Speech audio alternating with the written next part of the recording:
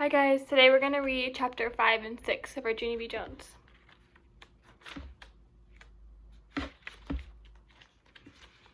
Chapter 5, Principal.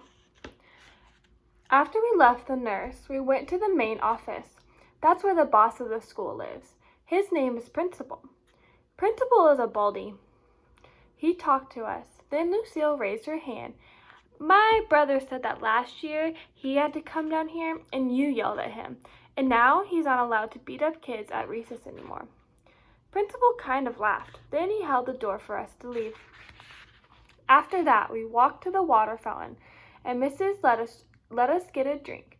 I didn't get a long one, though, 'cause kids kept tapping on me. Hurry up, girl, they said. Yeah, only guess what? That's not even my name, I told them. Her name is Junnie Bumblebee, said Lucille. Then she laughed. But I didn't think it was a very funny joke. After that, Mrs. showed us where the bathrooms were. There's two kinds of bathrooms in our school, a boys' kind and a girls' kind. I can't go in the boys' kind, though, 'cause no girls allowed, that's why. I tried to peek my head in there, but Mrs. snapped her fingers at me. The only boy who got to go into the bathroom was the boy I can beat up. He was jiggling around very much. Then he started running all over the place.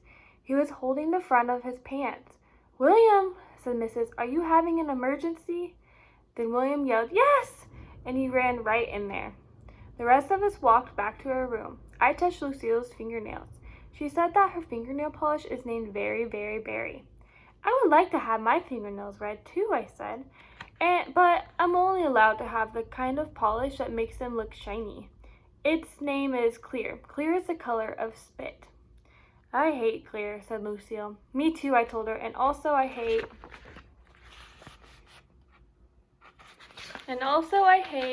yellow, which is the color of the stupid Smelly school bus. Lucille nodded her head. My brother said when you ride home on the bus, kids pour chocolate milk on your head. Then all of a sudden, my stomach felt very squeezy again, 'cause I had to ride the bus home, that's why. Why did you have to tell me that for, Lucille? I said, kind of grouchy.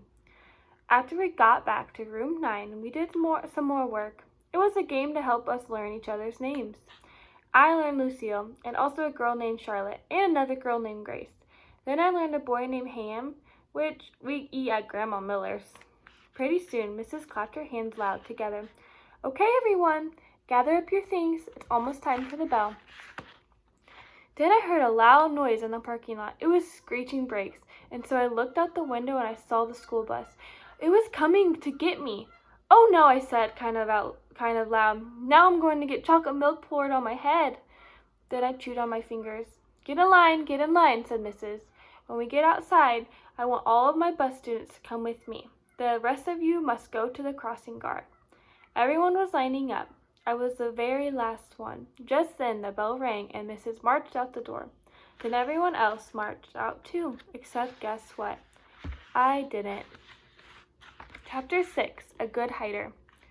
When you are the very last one in line, nobody watches you. That's how come nobody saw me when I ducked behind the teacher's desk and hid. I'm a good hider. One time at Grandma Miller's house, I hid under the kitchen sink. Then I made a growly sound and sprung out at her. I'm not allowed to do that anymore. Anyway, I stayed scrunched behind the teacher's desk for a while, and then I saw a better place to hide. It was a big supply closet in the back of the room. And so I ran back there very fast, and I squeezed onto the bottom shelf. I squeezed right on top of the construction paper. Most of me was comfortable, except my head was sort of very tight, and my knees were all bended, like when I do a somersault. Then I pulled the door mostly closed. Don't shut it all the way, though, and I mean it, I said right out loud. I stayed real quiet for lots of minutes. Then I heard noises in the hall. Some feet came running into the room. Big people's feet, I think. What happened? I heard someone ask. One of my little girls is lost, said a voice that sounded like Mrs. Her name is Junnie B. Jones, and she didn't get on the bus, so now we've got to go out looking for her. Then I heard some keys jingle, and the feet went running out again, and then the door shut. I still didn't come out of the closet, though.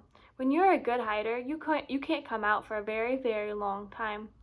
I just stayed there all bended up, and I told myself a story. Not an out loud story. I just told it inside my head. It was called The Little Hiding Girl. I made it up, and this is how it went. Once upon a time, there was a little hiding girl. She was in a secret spot where nobody could find her, except her head was very tight and her brain was squishing out.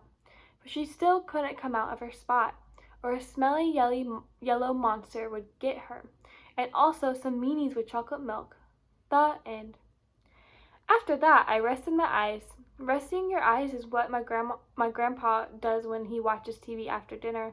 Then he snores, and Grandma Miller says, "Go to bed, Frank." It's not the same thing as a nap, though. 'Cause naps are for babies, that's why. And anyway, I didn't snore. I just did a little drool. Then, finally, when my eyes were done resting, they woke up. And so I came out of the closet, ran right into the window, and guess what? There weren't any cars in the parking lot, and no stupid smelly bus either. Phew, that's a relief, I said. A relief is when your stomach doesn't feel squeezy anymore. After that, I went back to the closet, 'cause while I was hiding, I sniffed the smell of clay, and that's why. And clay is my favorite thing in the whole world. "Hey, I see it up there," I said. The clay was on the middle shelf. I stood on a chair to get it. It was blue and stiff, and so I had to roll it on the floor to make it soft and warm. Then I rolled it into a blue-orange. It was very beautiful, except it had some dirt and hair on it.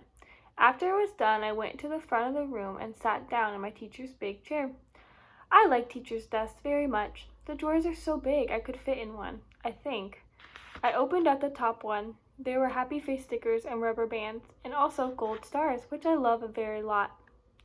I stuck one on my forehead. Then I found paper clips and red marking pens and new pencils with no points and scissors and travel tissues. And guess what else? Chalk! I said brand new chalk. That's not even out of its little box yet. Then I stood up on my teacher's chair and clapped my hands together very loud.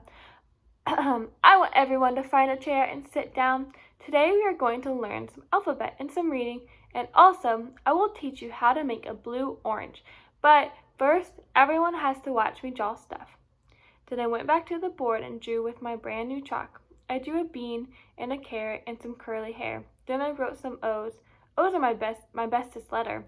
After that, I bowed. "Thank you very much," I said. "Now you may all go out for recess." I smiled, except for not that Jim.